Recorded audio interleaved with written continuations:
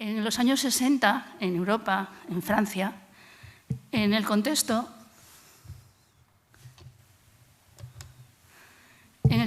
del Renacimiento y auge de la tapicería en Francia, que fue en los años posteriores a la Segunda Guerra Mundial, que fue un tema muy favorecido, muy alentado desde el gobierno y los estamentos de la cultura francesa, para un poco reafirmar la importancia de la cultura francesa en el mundo de la posguerra, existe una figura determinante que es Jean Lirsadt, un pintor, que fue nombrado director de los talleres de Aubusson. En Francia hay varias manufacturas de tapices, está Gobelinos, está Aubusson, está Beauvais. Y en un momento determinado, Lirsadt, que tenía un gran interés por el tema del tapiz, fue nombrado director de los talleres de Aubusson.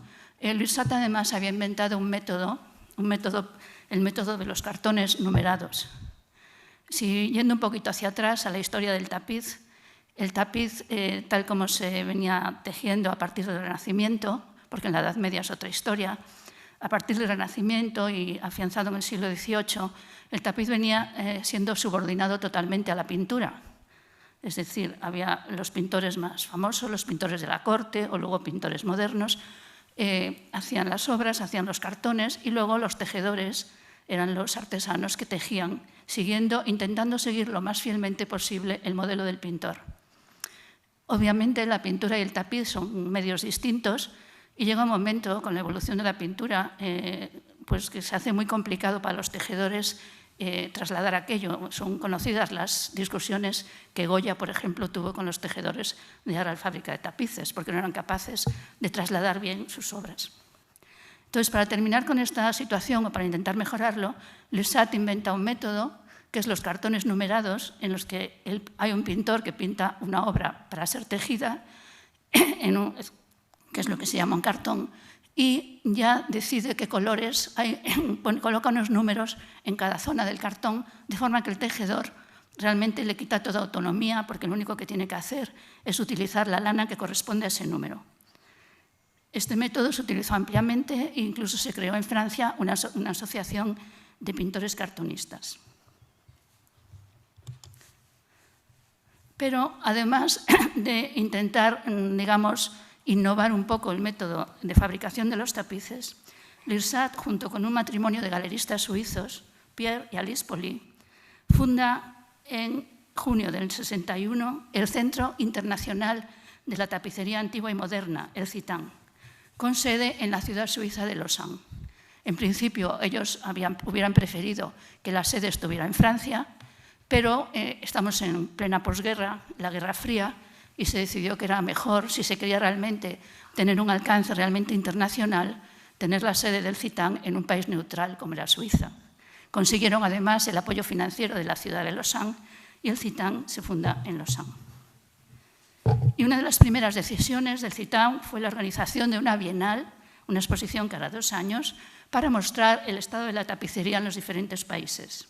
Se estableció un comité organizador y se establecieron comités nacionales y se establecieron unas normas a las que tenían que ajustarse las obras que se iban a exponer en la bienal.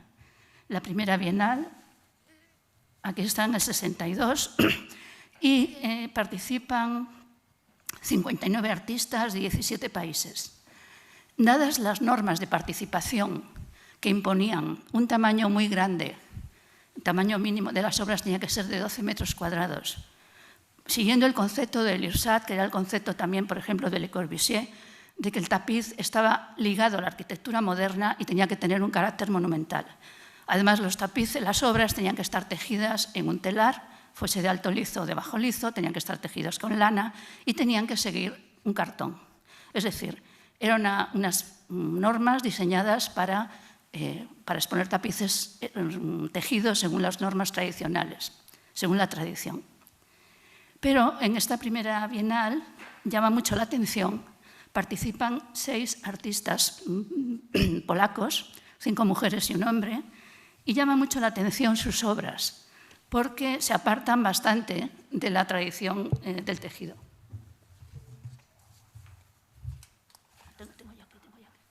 Gracias.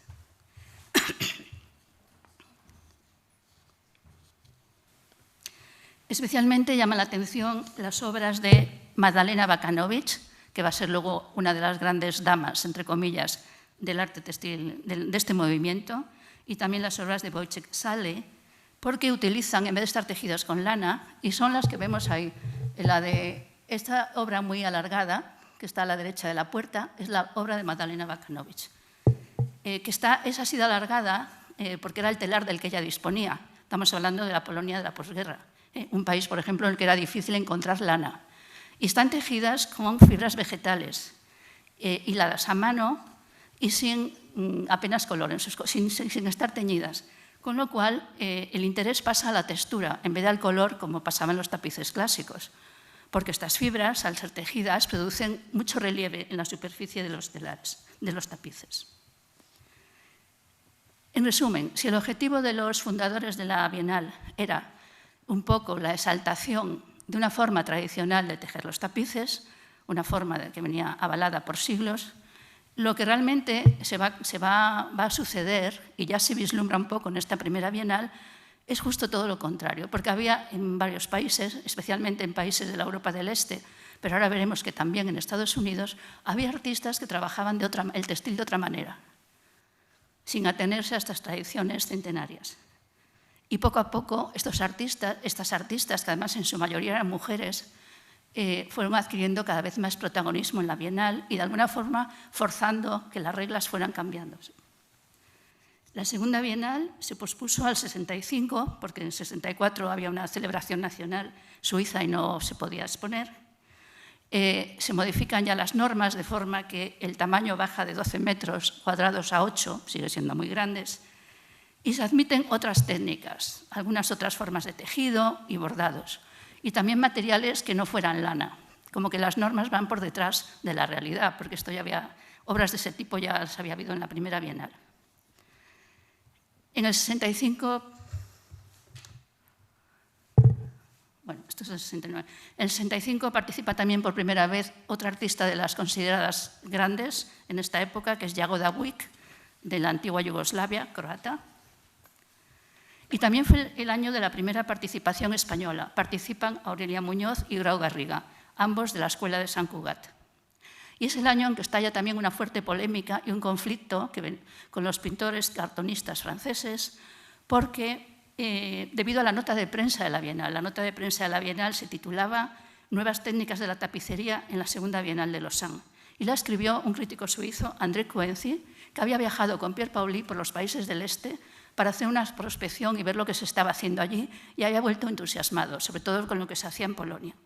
Entonces, más o menos en la nota de prensa venía un poco diciendo que había que ponerse al día, que la gente que se aferraba a las tradiciones, pues como que estaban pasados de moda, y esto ofendió muchísimo a los pintores cartonistas franceses y también a Lursat, de hecho. Bueno, finalmente, de hecho, ellos consideraron boicotearla. Estuvieron pensando en no participar, pero al final Lursat lo pudo arreglar. De esta época se conservan pues, frases escritas que, vistas desde la óptica del 2022 en la que estamos, pues son como muy incorrectas, ¿no? Se dice que los tapices femeninos, los pintores cartonistas franceses eran todos hombres, y la mayoría de estas artistas que trabajaban de otra manera eran todas mujeres, o casi todas. Entonces se dice que los tapices femeninos para nada podían estar a la altura de los tapices tradicionales. Incluso Lursat escribe a Coenzi y le advierte, y abro comillas, contra las chiquillas que hacían punto. Bueno, es cierto que visto desde ahora suena fatal, pero esto es lo que ha habido durante tantos años, ¿no? En la Bienal del 67 se cambia el sistema de selección, se decide establecer un jurado internacional porque se ve que los comités nacionales no funcionan demasiado bien a la hora de localizar las innovaciones. El tamaño mínimo requerido baja otra vez a 5 metros cuadrados y en un intento de apaciguar los ánimos se decide que las obras de tipo experimental que no estuvieran hechas a la manera tradicional se expongan separadas de las hechas a la manera tradicional. Esto enfureció un poco a las artistas que trabajaban experimentalmente, porque para ellas, para Sheila Hicks o Abakanowicz, no eran experimentos, ellas estaban haciendo lo que querían hacer. Y que la relegaran al cuarto experimental tampoco les gustó mucho. Sin embargo, seguían requiriendo, bueno, y se admitieron otras muchas técnicas. textiles. Sin embargo, se continuaba siendo un requerimiento que las obras tenían que ser para estar pegadas al muro. Aún así, los pintores cartonistas decidieron que ellos no se iban a someter a un jurado y no participaron. Y Lussat no pudo mediar porque había fallecido un año antes. El problema se resolvió pidiendo tapices en préstamo al Mobilier Nacional francés, y entonces hubo tapices tradicionales franceses expuestos. Y fue ya en el 69, y aquí vemos una imagen, cuando la Bienal admite decididamente obras tridimensionales. Madalena Bakanovich presenta su Abacán, presenta una escultura de bulto redondo. No es exactamente esto lo que presentó, pero muy similar. Presenta esta obra que desconcierta, que es ya una obra de bulto redondo, es decir, se puede deambular a su alrededor, y desconcierta tanto a los críticos que no querían o no sabían si denominarlo escultura o no, que se impone el nombre de Abacán, que en realidad es del apellido de Bakanovich, pues como era una obra muy personal de ella, Abacán, que es una obra realizada en fibras vegetales, de rojo brillante. Y la diapositiva anterior, que también es de esta Bienal, es de la artista suiza Elsie Gioch, que son obras planas, son módulos planos, pero están colgados del techo, no están contra la pared, y ya juegan con el espacio, es una escultura, juega con el espacio interior y exterior a la obra. Además, en otra transgresión, entre comillas, estos módulos metálicos tienen una parte del tejido, tienen la urdimbre, los hilos verticales, pero la mayor parte no están tejidos, que sería lo normal, o están tejidos muy poquito. El tapiz tradicional, la urdimbre está dentro del tapiz y no se ve porque es un tejido de efecto de trama.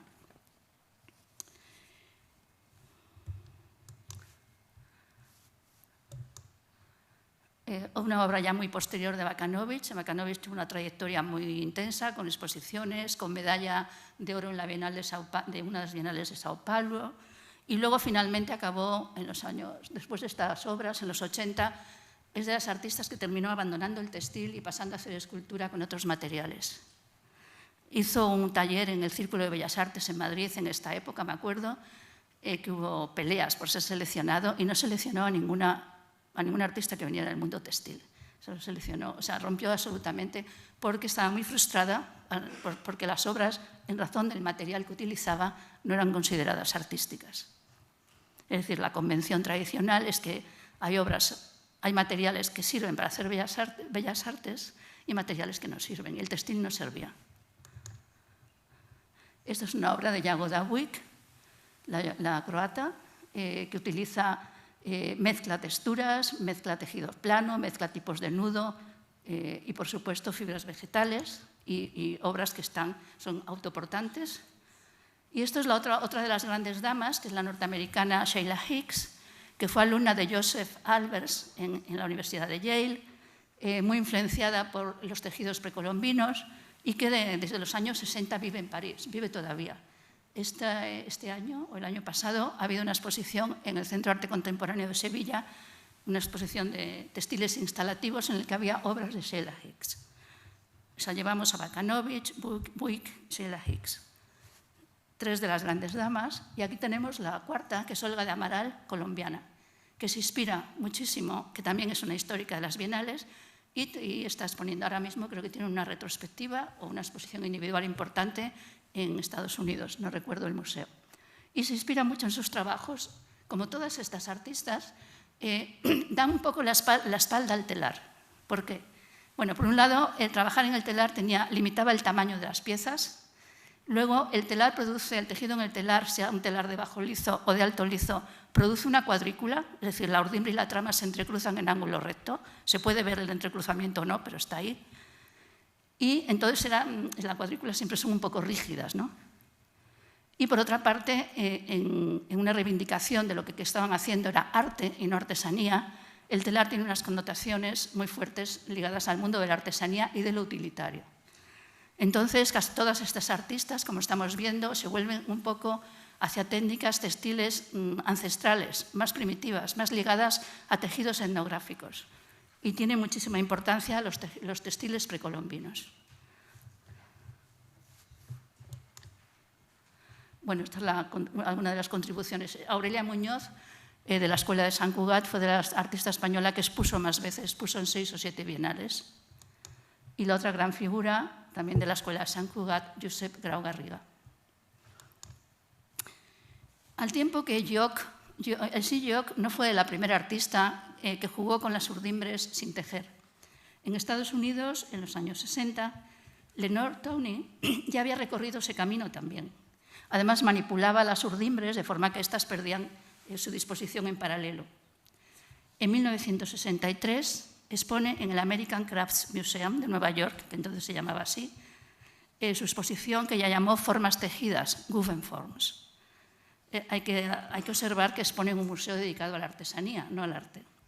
Pero es la primera exposición en Estados Unidos que está dedicada al tema de la experimentación con las propiedades formales de los textiles. Al principio iba a ser una exposición individual de ella, pero luego se añadieron otras artistas, Alice Adams, Sheila Hicks, Dorian Sakai y Claire Zeisler. Otra obra de Tony.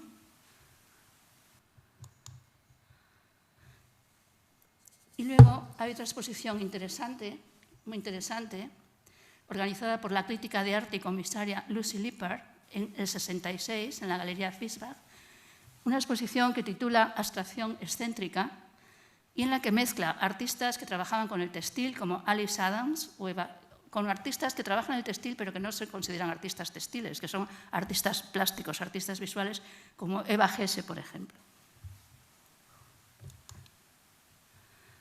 Hay un estudio muy interesante, lo que pasa es que no recuerdo ahora mismo más datos, que esto es una obra de Alice Adams en esta exposición.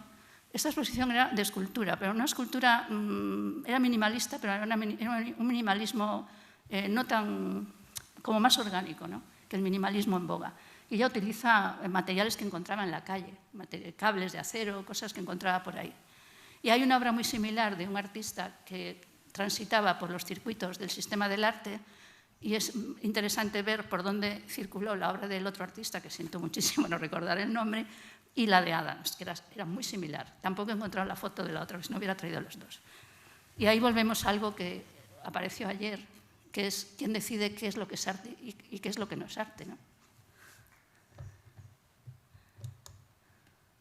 Por ejemplo, artistas como Claes Oldenburg, con esta obra con textil, Robert Morris, por ejemplo. Robert Morris cogía una plancha de fieltro industrial, pero es un textil, lo colocaba sobre el suelo, cortaba, marcando un diseño, pero al final el diseño lo creaba la fuerza de la gravedad, porque luego cogía la pieza con esas aberturas y lo colgaba. Y es cuando la pieza adquiría su forma definitiva. Él le llamaba antiformas. Ninguno de ellos, ni Eva Hesse tampoco, que fue una artista que utilizaba también materiales textiles o materiales flexibles, desgraciadamente murió muy joven, entonces tiene poca obra, pero ninguno de ellos tuvo problemas para exponer en galerías de arte, museos de arte, que sus exposiciones fuesen reseñadas por críticos de arte, es decir, estaban dentro del sistema del arte, cosa que la mayoría de las artistas que usaban textil pues no consiguieron. Otra de las artistas de esta época que he mencionado, Claire Zeisler, Kaiseki Maki, que es norteamericana de origen japonés, que ella teje, esto está hecho en telar de bajo lizo, con una técnica que haces varias telas a la vez y las vas entrecruzando. Está en activo, es muy mayor, pero todavía está en activo en California. Tuvo obras, todos participando en la Bienal. Ed Rosbach, profesor de textil en Berkeley, en el Departamento de Arte, y una figura muy importante, no solo por sus obras, sino sobre todo por su influencia como enseñante, su influencia como docente. Se toma mucho. Rosbach no tiene una técnica característica, hizo obras en muchísimo tipo de técnicas, la mayoría muy corrientes, muy de las que se usan en casa, las mujeres, o por ejemplo, técnicas de cestería de los pueblos indígenas americanos, pero utilizando materiales que encontraba. Le servía cualquier cosa para hacer algo. Utilizaba envases de cartón, de comida, tetrabricks, lo que fuera. En los años 70, el arte feminista se apropia del debate sobre el textil, el arte y la artesanía. El arte textil se asocia con lo femenino, lo doméstico, pero surge una serie de artistas, surge el movimiento feminista, que es muy centrado en California, sobre todo, con artistas como Miriam Schapiro, que también, Miriam Schapiro también formó parte de un movimiento que había otros artistas, hombres y mujeres, que se llamaba el Pattern and Decoration, que reivindicaba lo decorativo. Lo decorativo también era un concepto normalmente asociado con la mujer. Se supone que las mujeres tenemos horror vacui y tenemos que cubrir todo el espacio de cositas. Perdón si a veces me pongo un poco militante, pero es por abreviar. La obra de arte feminista más importante de esta época es del artista Judy Chicago. Esta obra se realiza entre los años 74 y 79. Actualmente está en el Museo Brooklyn de Nueva York.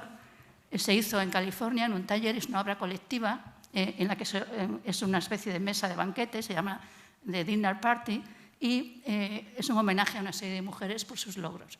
En la obra participaron centenares de voluntarias y, volviendo al tema de la autoría, que también hemos tratado aquí, el único nombre que aparece como autora es el de Judy Chicago, no aparecen los nombres de las voluntarias. Siendo un homenaje a mujeres que no habían recibido el reconocimiento debido, resulta un poco contradictorio.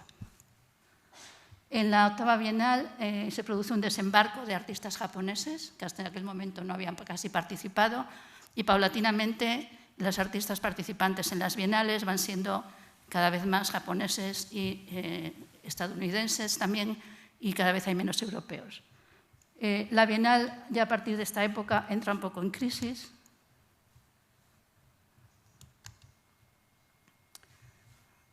Esto es de Eleanor Tony también, que la vimos ya desde los 60 haciendo este tipo de trabajos.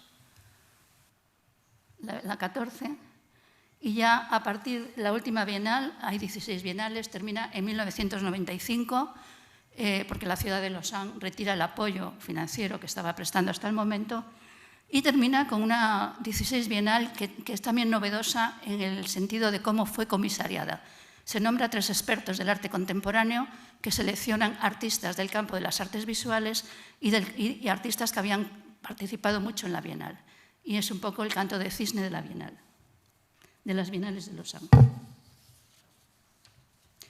En conjunto, las bienales jugaron un papel fundamental en el lanzamiento internacional y en la consolidación del movimiento del arte textil, que en inglés se llama, durante la época de las bienales se llamaba, sobre todo al principio, la nueva tapicería, la nouvelle tapisserie. En inglés se llama fiber art, en español decimos arte textil. Las bienales jugaron un papel fundamental en la consolidación del movimiento porque proporcionaban un escaparate de las últimas novedades y un foro de encuentro donde las artistas hablaban, intercambiaban inquietudes, etc. Pero si el objetivo era, que lo era, posicionar el arte textil en el contexto del arte contemporáneo, en ese sentido se puede decir que fracasaron. Hay una frase muy conocida del crítico norteamericano Glenn Adamson, que dice que el movimiento del arte textil fue uno de los callejones sin salida más llamativos del arte moderno, porque terminó y nada. Y además, a partir del 95 que terminó, se producen unos años de mucho marasmo, es decir, en el que no vuelve a haber exposiciones importantes de textil. Hay muchos artistas que trabajan con textil, Cristo, son muchísimas, pero son artistas que se mueven en el sistema del arte y al mismo tiempo hay un circuito paralelo de arte textil, bienales y trienales, pero son como 2 circuitos paralelos con muy poca conexión. Y llegamos así al arte contemporáneo. En la primera década, en la segunda, a principios de la segunda década de este siglo, comienza de repente, resurge el interés por el arte textil porque el arte ha cambiado. Así como durante la época del arte moderno lo que importaba era la obra, y de un punto de vista además muy formalista, en el arte contemporáneo el contexto de la obra importa muchísimo.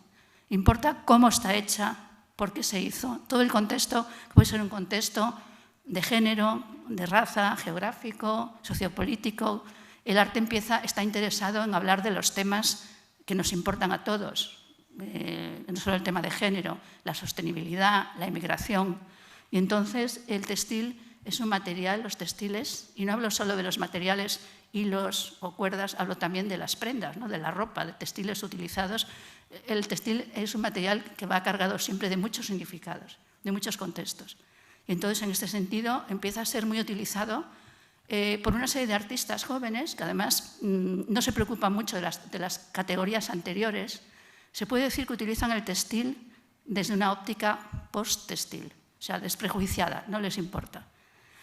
Y empieza a haber una serie de exposiciones en museos importantes, museos de arte contemporáneo, reivindicando también y revisando las figuras de las pioneras que no habían recibido el reconocimiento que seguramente merecían en su momento, y mezclándola con las nuevas aportaciones de las artistas actuales. Una de las exposiciones más importantes fue esta, en Boston, porque revisa, ahí tenemos la obra de Lloc, que vimos en la Bienal del 69, que otra característica que tenía, que antes no la dije, es que se podía combinar y colgar de distintas maneras. Eran módulos que admitían distintas instalaciones. Esta otra, voy a ir muy rápida porque creo que tengo aquí una luz. Bueno, antes hemos hablado de las bienales. En las bienales de vez en cuando ha habido arte textil, pero es en el año 17 en el que tenemos la Bienal de Venecia y también la Documenta de Kassel, que coinciden, donde de repente hay una eclosión del textil, especialmente en la de Venecia. Teresa Lanceta es una artista española que ahora mismo tiene una gran exposición en el IBAN de Valencia, y antes la ha tenido en el MACBA en Barcelona. Expone en Venecia. Ernesto Neto, técnicas de ganchillo para hacer estas grandes medio instalaciones, medio tiendas, medio moradas. David, empezamos también a conocer, a darnos cuenta de que hay artistas que no viven en Europa, ni en Estados Unidos, ni en Japón, porque normalmente son artistas que conocemos mucho menos. David Medalla era filipino, aunque estaba basado en Nueva York, murió el año pasado, me parece, y en Venecia 17 tenía esta obra que además era participativa, es decir, el público podía participar. Sheila Hicks, por supuesto, en la Bienal de Venecia.